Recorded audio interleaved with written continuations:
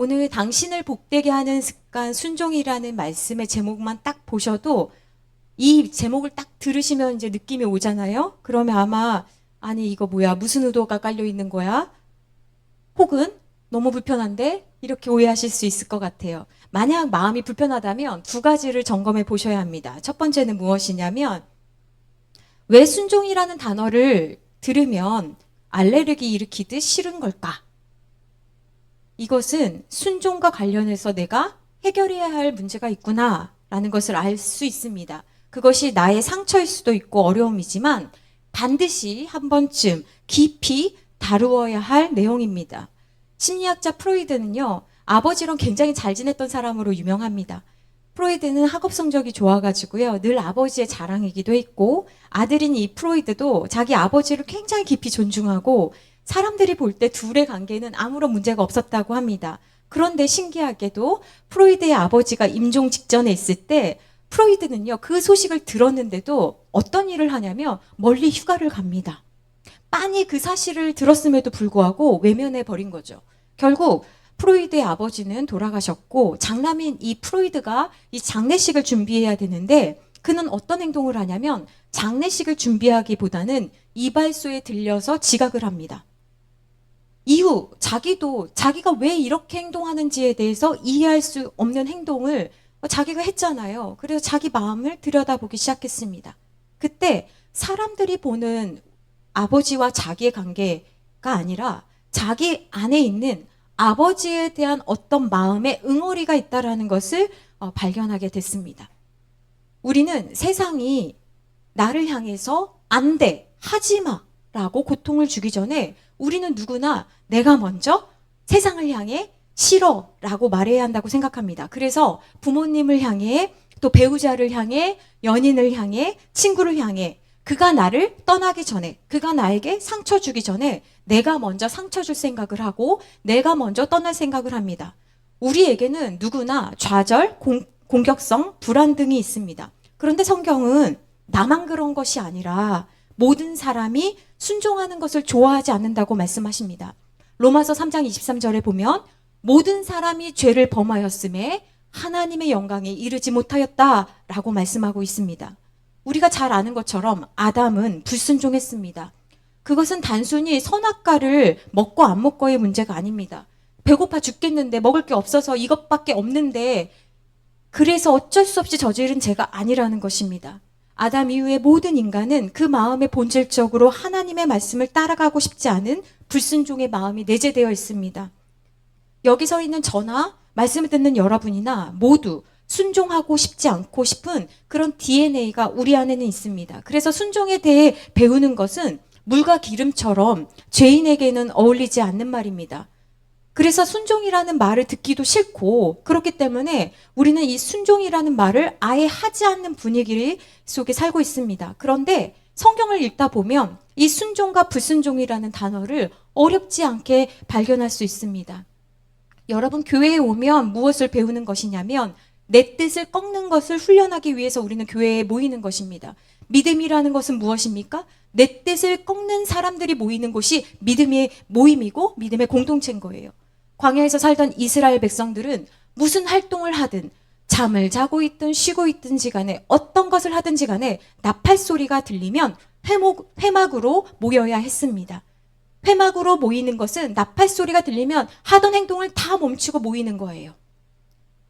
또 낮에 구름 기둥이 이렇게 있다가 움직이면 가야 되는 겁니다. 나는 지금 여기에 밥을 먹어야 되는데 아니면 나는 여기가 좋은데 생각할 수 있지만 구름 기둥이 가면 우리는 움직이는 것입니다. 그리고 구름 기둥이 멈추면 나도 멈추는 것을 배우는 게 이스라엘 백성들이 광야에서 훈련한 내용입니다. 우리도 이것을 잘 배워야 합니다. 하나님이 가라고 하면 가고 하나님이 하지 말라고 하면 하지 않는 것을 배워야 합니다. 어제 한 뉴스에 이런 기사가 나왔는데 덴마크의 빈곤한 가정에서 자랐던 에밀 브룬이란 사람이 버터 사업을 많이 해가지고 돈을 많이 벌었대요. 그래서 이 사람이 경제적 여유가 많이 생기니까 뭘 했냐면 동전을 수집했어요. 저는 어렸을 때 생각해보면 저희 할아버지는 우표를 수집하셨거든요. 근데 이 사람은 이제 동전을 많이 수집해가지고요. 동전을 꽤 많이 모았는데 이분이 어떤 유언을 남겼냐면 돌아가실 때 이 유언을 남겼어요. 내가 죽고 100년 뒤에 이 동전을 팔아도 좋다. 그러니까 100년 전에는 절대로 팔지 말아라. 근데 여러분 이 유언을 지키는 게 쉬울까요? 어려울까요? 여러분 왜 어려울 것만 생각하세요? 근데요, 이 후손들은요, 아버지의 유언대로, 할아버지의 유언대로 100년간 동전을 안 팔았어요. 그 결과 후손들은요, 221억이래요. 우와, 어마어마하죠? 우리가 다 받는 동전 아닙니까? 그 동전을 모아서 안 팔았더니 221억의 수많은 재산을 얻게 되었다라는 기사가 어제 나왔어요. 그래서 옳다구나. 이걸 말씀을 좀 드려야겠다. 여러분, 이 220억, 1억은 100년간의 순종의 결과입니다. 사실 아무도 몰랐을 결과죠. 우리는 앞선 세대의 생활 경험을 존중하지 않습니다. 그런데 부모의 말을 존중하면 이렇게 때때로 부모가 저지른 실수를 피할 수도 있고 부모가 전해주는 그 가르침을 따르다 보면 우리가 생각지도 않았던 그 유익을 얻을 때가 있습니다. 제가 굉장히 좋아하는 예화 중에 하나가 있는데 아프리카 선교사님의 예화예요. 아프리카 선교사님의 예화라고 하면 흔히 많이 들어보셨을 수도 있는데 출처가 확실하지는 않습니다.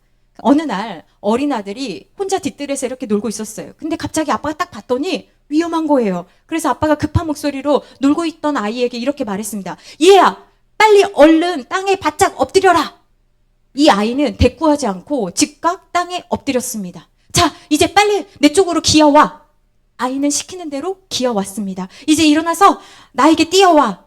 그 아이는 아버지의 품으로 달려와 안겼습니다. 그리고 나서 뒤를 돌아봤더니 자기가 놀고 있던 나무를 딱 쳐다봤더니 무엇이냐면 거기에는 길이가 5m 되는 무서운 독사가 나뭇가지에 매달려 있었어요. 아버지의 말씀에 순종한 아이는 살 수 있었습니다. 만일 그 아이가 아빠의 말을 듣고 지금요? 못 들은 척하거나 타협하면서 조금만요. 왜 지금 들어가야 된다는 거예요? 많이 하는 얘기죠. 그렇게 하거나 아니면 반항하면서 왜 놀고 있는데요? 그리고 벌떡 일어났다면 아마 끔찍한 결과가 일어났을 것입니다. 그런데 여러분, 우리는 이런 말씀을 들으면 나랑은 상관없다고 생각하는 경우가 많은 것 같아요. 여러분, 하나님 아버지가 우리에게 이렇게 말씀하십니다. 우리는 나이가 많든 적든 그분의 자녀입니다. 그런데 여러분 정말 하나님의 말씀에 순종하고 계십니까? 육신의 아버지가 자녀가 정말 잘 되기를 바라는 것처럼 하나님께서는 하물며 하나님께서 자녀들에게 좋은 것 주시지 않겠느냐라고 말씀하심에도 불구하고 우리는 정말 순종하고 있습니까? 하나님 아버지가 원하시는 게 뭔지 몰라서 못한다라는 말씀은 하지 못할 거예요. 우리는 하기 싫습니다. 이게 우리의 비극이에요. 순종은 나의 뜻과 하나님의 뜻이 같을 때는요, 하는 것이 순종이 아닙니다. 나의 뜻과 하나님의 뜻이 다를 때, 그래서 그렇게 하기 싫을 때, 그때 하는 게 순종입니다. 내 뜻보다 하나님의 뜻이 더 옳습니다. 내 뜻보다 하나님의 뜻이 더 낫습니다. 당신은 나보다 탁월하십니다. 라고 인정해야 우리는 순종을 할 수 있습니다. 그런데 여전히 아이처럼 하나님, 나한테 이게 더 좋아요. 중요하다고요. 지금요? 왜 지금 하라는 거죠? 자기가 원하는 것을 얻기 위해 떼쓰고 소리 지른다면 성도의 반열에 들어가지 못하고 출애굽기 말씀처럼 그냥 잡족과 같은 족속이 돼버리는 거예요. 여러분, 하나님이 나를 사랑하신다고 하시는데 싫어하는 사람은 아무도 없습니다. 제가 고등학교를 미션스쿨을 다녔거든요. 미션스쿨에 다닐 때 안 믿는 친구들도 굉장히 많았어요. 근데 그 아이들도요, 하나님의 말씀을 계속 듣다 보면요, 아이들이 좋아하는 거를 보면서 제가 되게 신기한 느낌이 들었거든요. 왜냐하면 하나님의 말씀은 나를 사랑하고 위로해주고 보호해주고 책임져 주신다는 말씀을 들으면 믿음이 없던 사람들도 다 좋은 거예요. 너무 좋다. 찬양하는 거 너무 좋다. 이러거든요. 그런데 그렇게 1년, 2년, 3년 듣다 보면요, 아이들 가운데서도요, 자연스럽게 말씀이 걸릴 때가 있어요. 좋은 줄만 알았던 그 하나님의 말씀을 계속 듣다 보면요, 어느 순간이 되면 부담스러워지는 거예요. 내가 결단해야 할 타이밍이 생깁니다. 그때는 내가 시험에 드는 때가 아니라 내가 성장해야 될 포인트거든요. 말씀이 들렸을 때 순종하고 따른다는 것은 사실 불편하고 어렵고 힘든 일입니다. 그러나 말씀대로 순종하면 시간이 지나면 지날수록 변화가 일어납니다. 그런데 이게 불편하니까 무시하고 나중에 할게요 하고 계속 내가 듣고 싶은 말씀만 따라서 듣다 보면 어떤 일이 일어나냐면 성장이 멈출 뿐 아니라 성장하지 않는다는 것은 무엇이냐면 결국은 불순종하는 자리에 내가 서게 됩니다. 순종하지 않는다는 것은 내 뜻, 내 계획, 내 머리, 내 경험을 따르는 것이기 때문에 불순종의 자리로 갈 수밖에 없습니다. 여러분, 우리가 경청에 대해 배운 이유가 있는데 그것은 순종을 위해 배운 것입니다. 물론 우리는 듣지 않고도 행동할 수 있습니다. 그러나 그것은 순종이라 이름 붙이지 않습니다. 순종할 때 얻는 복도 그러니까 얻을 수 없는 것입니다. 순종은 내 뜻이 아니기 때문입니다. 순종은 늘 경청을 전제로 합니다. 들었다는 것은 단순히 귀로 들었다는 게 아니라 그 의도를 알아야 되고 동기를 알아야 되고 그렇게 전인격적으로 들어야 우리는 비로소 내가 무엇을 해야 하는지를 알게 됩니다. 여러분, 교회에서도 어떤 사람이 순종하는 사람입니까? 그냥 하는 사람이 아니라 듣고 행하는 사람이 순종하는 사람입니다. 제가 강남의 어떤 교회에서 사역할 때 지하실이 굉장히 넓었어요. 그 지하실을 식당으로 사용했는데요. 한쪽에는 이렇게 의자로 앉아서 식사할 수 있는 공간이었고 한쪽에는 이렇게 방으로 되어 있는 곳이었습니다. 그런데 제가 보면서 참 이상한 게 방 한쪽에 침대가 있는 거예요. 그래서 제가 관리 집사님에게 왜 식당에 침대가 있죠? 이렇게 이야기 여쭤봤습니다. 그랬더니 그분이 하는 말씀이 어떤 분이 집에 침대를 바꾸면서 버리기는 아깝고 그러니까 교회에다 갖다 두었다고 했습니다. 그런데 이 관리 집사님 하시는 말씀이 뭐라고 하시냐면 다 교회를 위해서 한다고 하면서 자기들 쓸데없는 것 다 갖다가 버리지도 못하게 한다고 말씀하셨습니다. 저는 그 말을 듣고 충격을 받았습니다. 교회에는 그런 게 너무나 많았거든요. 어떤 분이 기증한 대형 거울에는 기증자의 이름이 적혀 있습니다. 교회 리모델링을 해도 절대로 버리지 못하는 것이라고 했습니다. 우리는 내 뜻이 너무 강합니다. 교회에 무언가 주면 그것을 처리할 수 있는 것도 교회입니다. 그런데 자기가 주인이 되려고 하는 경우가 얼마나 많은지 모릅니다. 여러분, 늘 물어보셔야 합니다. 하나님께 물어보셔야 합니다. 또한 이번 주 금요일 말씀에 하루 한 장에 신명기 17장 말씀이 있었지 않습니까? 신명기 17장 말씀에 뭐라고 되어 있었습니까? 곤란한 일이 생길 때 제사장과 재판장에게 가서 물어보라고 조언해 주었습니다. 사실 목회를 하다 보면 성도들이 물어보는 일들을 듣다 보면 모르는 게 너무나 많습니다. 그런데 내 지혜와 경험, 인맥을 나눠주라고 하나님께서 듣게 하시는 것이 아닙니다. 해결하라고 듣게 하시는 것이 아닙니다. 하나님은 성도의 고민, 어려움, 갈등을 목회자와 공유하라고 하시는 것은 성도의 삶을 꽉 조여서 못 살게 괴롭히려는 것이 아니라 하나님께 가져오라고 말씀하시는 것입니다. 어려울 때 우리는 하나님의 뜻을 잘 알지 못합니다. 그래서 목회자와 상의하라는 것입니다. 그런데 목회자에게 그냥 기도 제목만 딱 던져놓고 나 몰라라 하는 게 아니라고 말씀하십니다. 그래서 목회자와 또 재판장과 같이 내가 해야 할 일은 찾아서 충실히 하라고 말씀하신 것입니다. 우리는 이 원리를 잘 이해해야 합니다. 저는 성산교회 성도들이 정말 잘 듣는 사람이 되었으면 좋겠습니다. 듣고 행하는 것입니다. 순종과 경청은 하나의 짝입니다. 야고보서 1장 22절 말씀 앞에 보시면서 한번 같이 읽으시겠습니다. 시작. 너희는 말씀을 행하는 자가 되고 듣기만 하여 자신을 속이는 자가 되지 말라. 행동한다라는 것은 들은 말씀에서 행동하는 것을 뜻합니다. 이것이 순종의 진짜 의미입니다. 여러분, 병원에 가는 이유는 의사의 말을 듣기 위해서 가는 것입니다. 내가 당신보다 모르는 게 많으니 내 병에 대해서 의사인 당신이 나에게 알려주고 당신이 처방해 준 대로 내가 하겠다는 암묵적인 약속이 있기 때문에 병원에 가는 것입니다. 그래서 우리는 병원에 가서 의사가 진단해주면 그것을 믿고 또 처방해주면 그거대로 따릅니다. 매운 거 먹지 말라고 하면 그렇게 매운 것만 먹었던 사람도 의사 말을 따르게 됩니다. 아이를 학교에 맡기면 우리는 아이를 선생님에게 그냥 돌봐주세요 라고 맡기는 것이 아니라 선생님에게 잘 배우겠다고, 잘 듣겠다고 마음 먹고 보내는 것입니다. 그런데 이것을 잘 배우지 못하니까 선생님의 권위를 인정하지 않고 선을 넘어버리는 것입니다. 직장에 다니면 우리가 배우는 게 있습니다. 나보다 어린 사람이 나의 상관이 될 수도 있습니다. 그러면 그 사람의 말을 들어야 합니다. 만약 내가 그 리더는 나보다 어리니까, 나보다 경험이 적으니까 그 사람의 말을 듣지 않겠다라고 하면 더 이상 직장에 다닐 수가 없습니다. 내가 아무리 일을 잘하고 내가 아무리 경력이 높다고 할지라도 나의 상사인 그 리더와 잘 지내지 못한다면 직장 생활을 할 수 없기 때문에 그렇습니다. 집에서도 그렇습니다. 아내는 남편의 말에 순종해야 합니다. 그런데 이것을 배우지 못하고 늘 싸우고 부딪히고 너만 돈을 버냐 나도 돈을 번다. 갑자기 꺼지는 것은 무슨 일일까요? 나랑 똑같다. 나도 힘들다. 이렇게 하다 보니 서로 싸우려고 이기려고 하다 보니까 질서가 잡히지 않은 것입니다. 이 부분이 너무 중요하기 때문에 좀 더 설명을 드리면 우리가 순종하지 못하는 결정적인 이유가 무엇이냐면 다 내 기준 때문에 그렇습니다. 내 기준이 딱 있기 때문에 내가 어느 정도 딱 배울 게 있고 들을 게 있고 저 사람 말이 맞다 싶으면 그때 순종하려고 합니다. 그러니까 내가 딱 봤을 때 저 사람은 어떻게 저 자리에 있는지 모르겠어. 그러면 어떤 일이 일어납니까? 계속 선을 넘는 겁니다. 인간관계의 대부분의 문제는 이 선을 넘는 문제 때문에 일어납니다. 그래서 내가 수긍할 수 있는 사람에게만 순종하겠다라는 말은 사실 나는 순종하는 사람이 아닙니다라는 말입니다. 순종은 상대방의 능력에 따라서 하는 것이 아닙니다. 순종은 상대방의 역할을 받아들이는 것입니다. 이것을 잘 배워야 합니다. 예를 들어 제가 권사회를 한번 예를 들어보겠습니다. 다 같은 권사님들입니다. 거기서 이제 회장을 뽑는 거죠.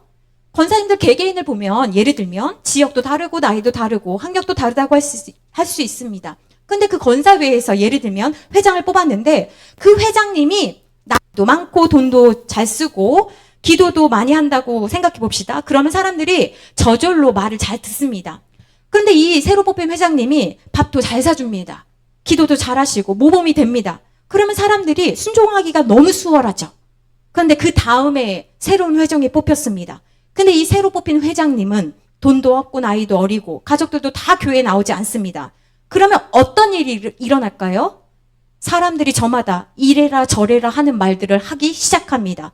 모이라고 하면 모이지 않고 돈을 내라고 하면 잘 내지도 않습니다.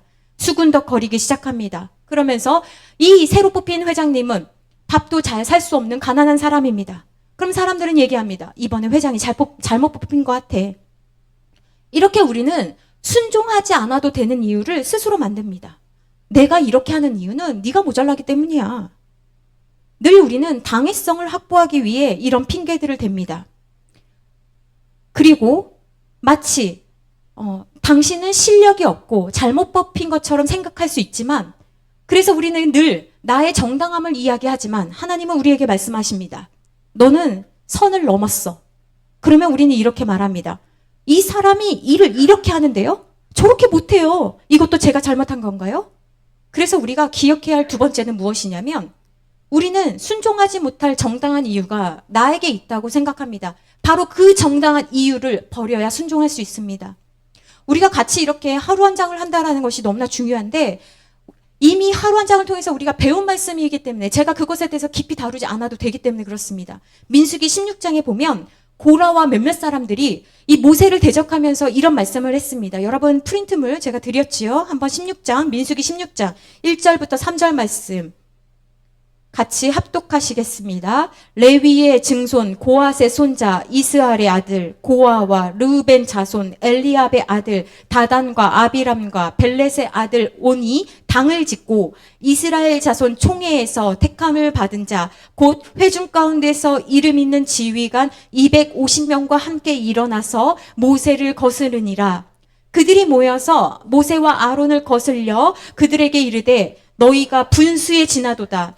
회중이 다 각각 거룩하고 여호와께서도 그들 중에 계시거늘 너희가 어찌하여 여호와의 총회 위에 스스로 높이느냐. 여러분 3절 말씀을 다시 한번 보실까요? 회중이 다 각각 거룩하고 여호와께서도 그들 중에 계시는데 너희만 왜 스스로 높이느냐? 왜 너희만 지도자 역할하는 거야? 왜 너희만 하나님과 가까운 거야? 얼핏 보면 맞는 말 같습니다. 그런데 가장 중요한 것을 놓쳤습니다. 무엇입니까? 늘 보면 순종하는 사람이 있고 늘 불순종하는 그룹이 있습니다. 그런데 그런 편가르기를 하는 것이 아니라 내가 왜 거기에 서는지 내 마음을 살펴야 되는 거예요. 그래서 갈라디아서 6장 7절 말씀에 하나님께서 우리에게 이렇게 말씀하십니다. 앞에 보고 같이 합독하십니다. 시작. 스스로 속이지 말라. 하나님은 만홀이 여김을 받지 아니하시나니 사람이 무엇으로 심든지 그대로 거두리라. 여러분, 무엇입니까? 고라는요, 맞는 말 했어요. 그런데 하나님은요, 그 맞는 말을 한 걸 들으신 것이 아니라 무엇을 보시냐면 네가 그렇게 하는 그 마음의 동기를 보셨다는 거예요. 그러면서 너 사람들은 속일 수 있지만 네 마음 속이지 마. 여기서 보시면 만홀이가 뭐냐면 하나님 무시하지 마. 너 내가 몰라서 모세 세운 지 알아? 하나님 그렇게 말씀하시는 거거든요. 너 내 앞에서 가짜처럼 나를 속일 수 있다라고 하지 마. 만홀이는 무시하는 거, 가짜, 이런 게 만홀이라는 뜻입니다. 여러분, 자기 마음을 숨긴 채 모세를 끌어내리고 사실 그 자리에 누가 올라가고 싶은 겁니까? 자기가. 그러면서 대단히 거창하게 하나님의 뜻을 운운합니다. 그런데 하나님은 그런 마음을 모르지 않는다라고 말씀하십니다.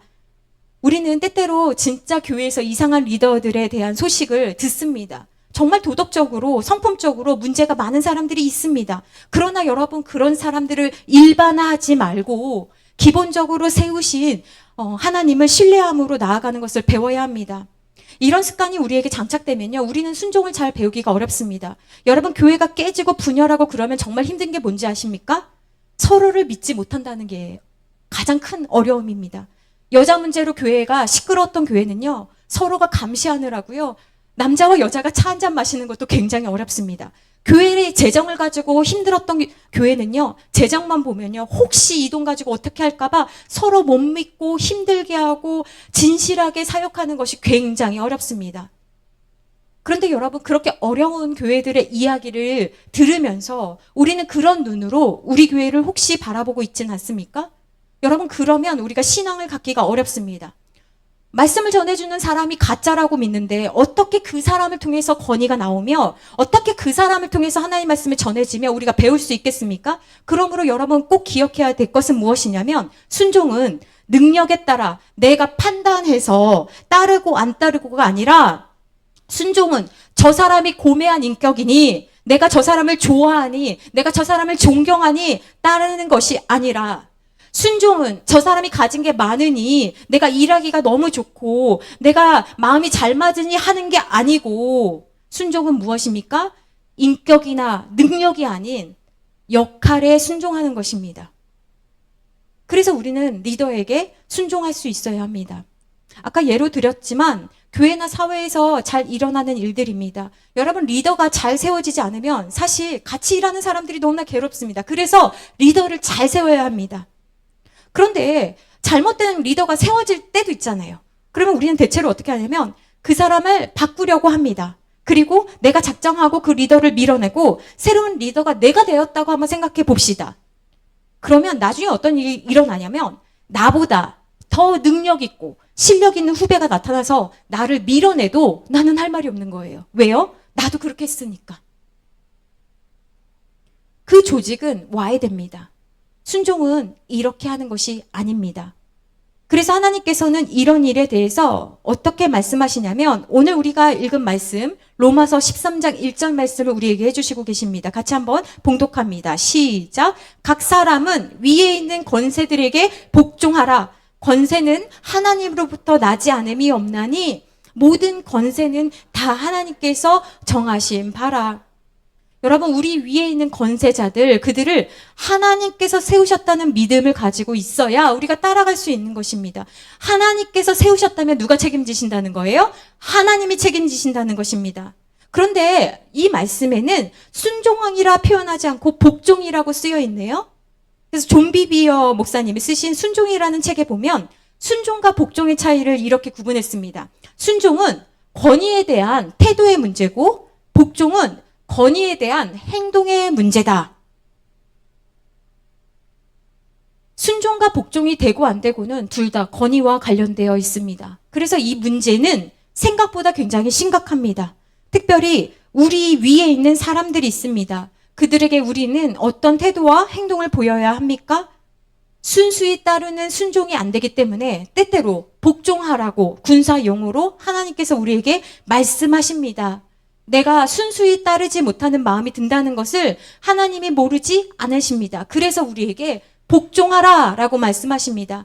너의 마음이 어떻든지, 너의 감정이 어떻든지, 너의 뜻이 어떻든지 간에 우선 행동으로 따르라는 것입니다. 오늘 우리가 배워야 하는 말씀이 바로 이것입니다. 이 말씀은 교회 안의 리더뿐만 아니라 교회 밖에서 우리가 하는 직장생활, 사회생활, 가정생활, 모든 조직생활을 아우르는 기본적인 가이드라인을 제공해주고 있습니다. 그런 의미에서 우리가 아까 읽은 말씀, 로마서 13장 1절 말씀을 제가 다시 한번 봉독해 드립니다. 각 사람은 위에 있는 권세들에게 복종하라. 권세는 하나님으로부터 나지 않음이 없나니 모든 권세는 다 하나님께서 정하신 바라. 이 권세를 하나님이 주셨다라는 것입니다. 그러므로 내 앞에 있는 사람이 하나님을 믿는 사람이든 모르는 사람이든 너는 그 사람에게 어떤 모양으로 서야 되냐면 복종하는 행동을 보이라, 이렇게 하나님께서 말씀하고 계시는 것입니다. 왜냐하면 하나님께서 그 사람을 내 앞에 세우셨기 때문입니다. 그런데 우리가 읽지 않은 그 다음 절 말씀은 더 심각한 말씀을 우리에게 주십니다. 로마서 13장 2절 말씀 같이 합독하시겠습니다. 시작. 그러므로 권세를 거스리는 자는 하나님의 명을 거스림이니 거스르는 자들은 심판을 자취하리라. 권세를 따르지 않으면 너희는 하나님의 명령을 거스린 것이라 하십니다. 그러니 왜 저 사람이 리더냐고 묻지 말고 복종하면 심판을 면한다라는 것입니다.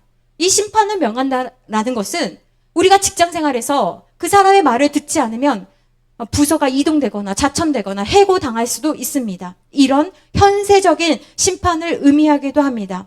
오늘 말씀의 제목이 당신을 복되게 하는 습관이라고 했습니다. 이 순종 훈련이 잘 되어 있으면 여러분이 잘 될 수밖에 없습니다.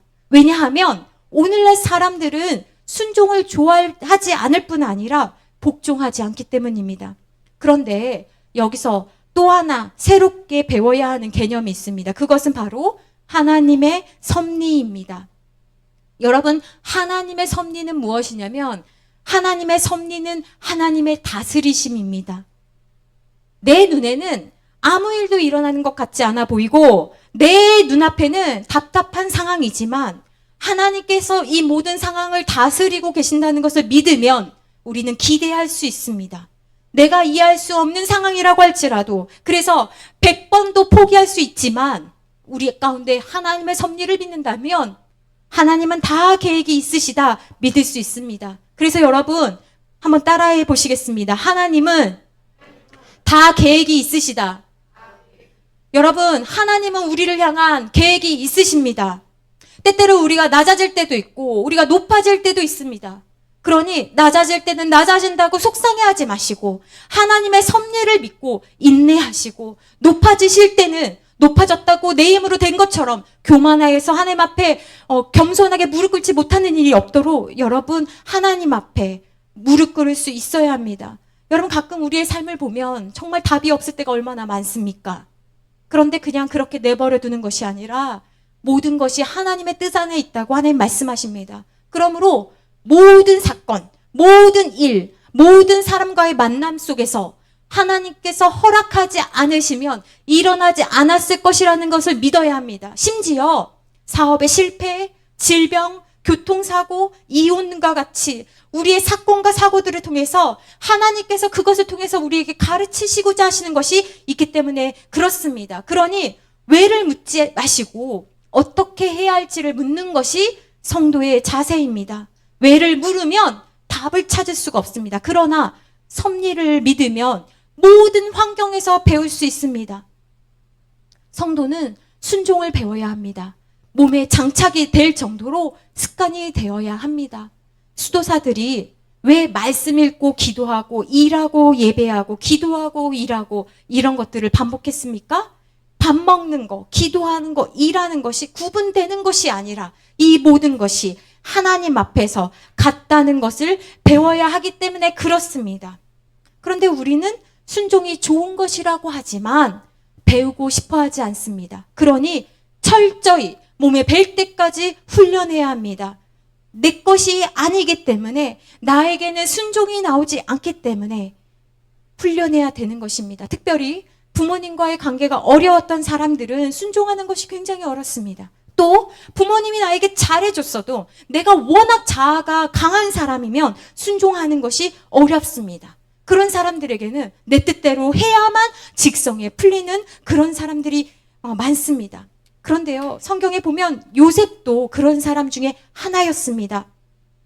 요셉이 형들의 미움을 받아서 애굽으로 팔려갔을 때 요셉은 더 이상 아버지 야곱의 사랑을 받는 자라는 정체성, 그 아들의 정체성, 사랑받는 자라는 아들의 정체성을 버리고 애굽에 팔려온 종이라는 자리를 기억했습니다. 만약에 애굽에 팔려갔는데 거기서도 형들한테 보였던 것처럼 요셉이 보디발한테 찾아가가지고 있잖아요.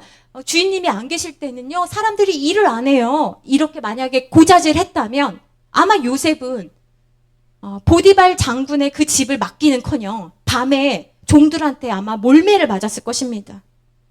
요셉은요, 종으로 팔려가면서 많은 것을 배웠습니다. 특별히 무엇에 대해 배웠습니까?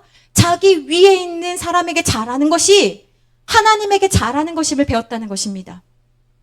하나님께서 저 사람을 왜 세웠는지 모르지만, 그리고 내가 왜 이런 대우를 받아야 되는지 모르지만, 우리가 오늘 해야 할 일은 무엇입니까? 나에게 맡겨진 일을 성실하게 감당하는 것입니다. 이것이 요셉이 오늘 우리에게 보여준 모습입니다. 그러므로 우리는 이 말씀을 배워야 합니다. 여러분, 요셉에게 배우고 순종을 익혀야 합니다. 순종은 불편하고 내 스타일이 아니지만 배워야 하는 것입니다. 왜냐하면 하나님이 기뻐하시기 때문에 그렇습니다.